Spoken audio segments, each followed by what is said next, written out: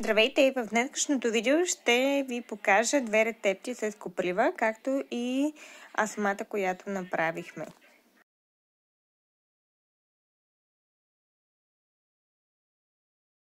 Здравейте! Днес ще сеем моя разсад от царевица. Ако не сте гледате видеото за първия ми разсад, да, може да е смешно за някой, но наистина спазвам тръгно етикетите на опаковките и беше посочено, че трябва да се засеят семенцата за разсад.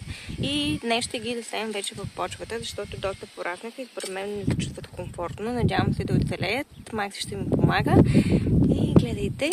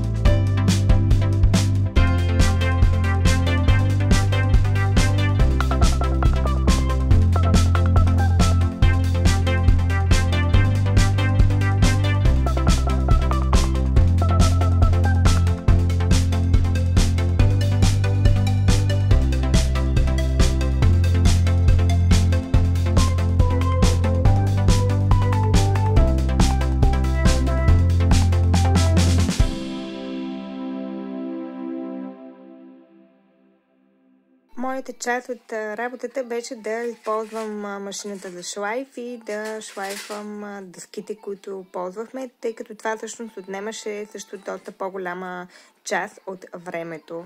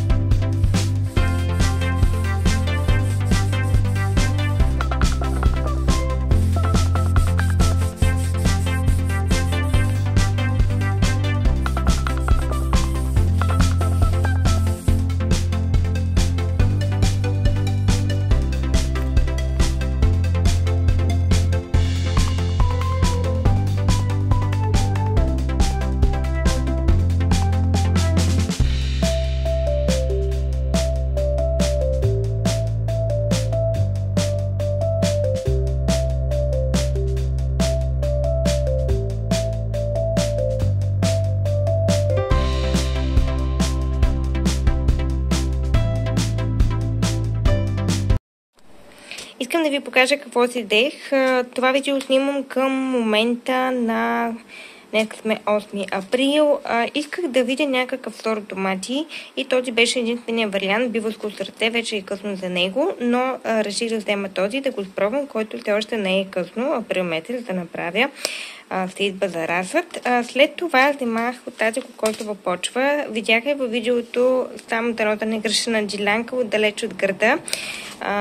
Дано правилно да съм споменала, не знаех, че има такъв продукт и наистина привлече така интереса ми, така че именно тук ще направя разсада на доматито.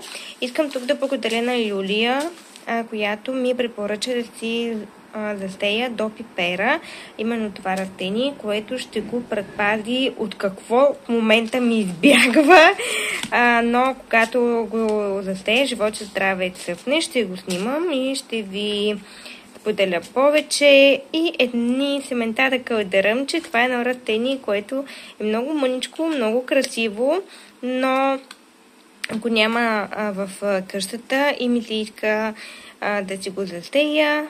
Не е късно и за него април месец. И това са ми последните покупки. Надявам се този томат наистина доста апетитно изглежда. Късен сорт да даде реколта, ще видим. Но това като цяло, тази кокосова почва наистина привлече страшно много моето внимание.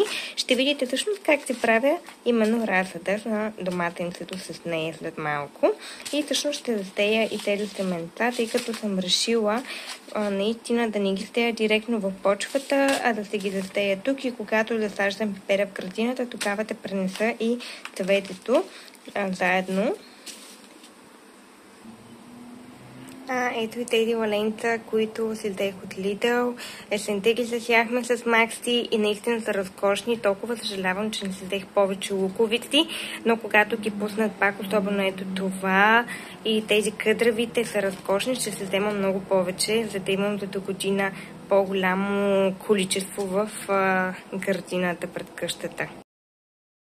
Следва и частта с рецептите коприва, прясно набрана от екологично чист район. Какво ще приготвя с нея? А именно кюфтенца от коприва или картофелни кюфтенца от коприва и една супа от коприва, която аз лично обожавам да ям студена с кисело мляко, но разбира се може и топла. Нека да започваме.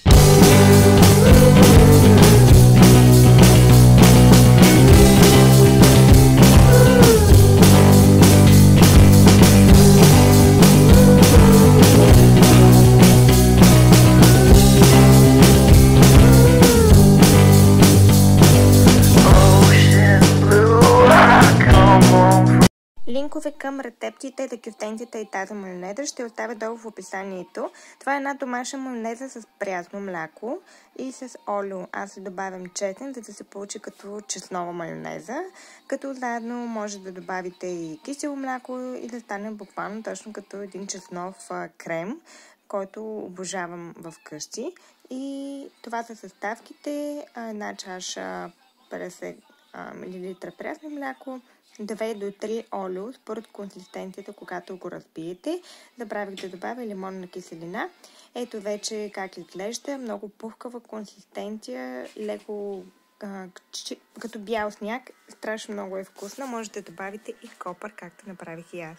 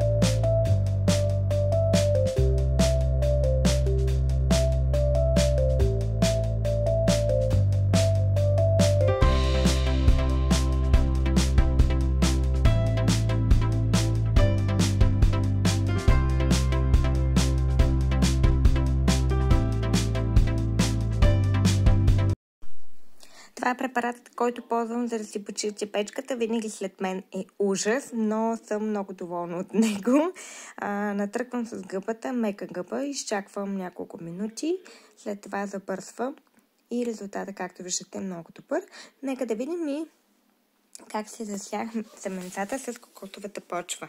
Сега ще ви прекача един файл вече към редактирането на видеото, за да видите, че има първите растения, които са се показали и са покълнали.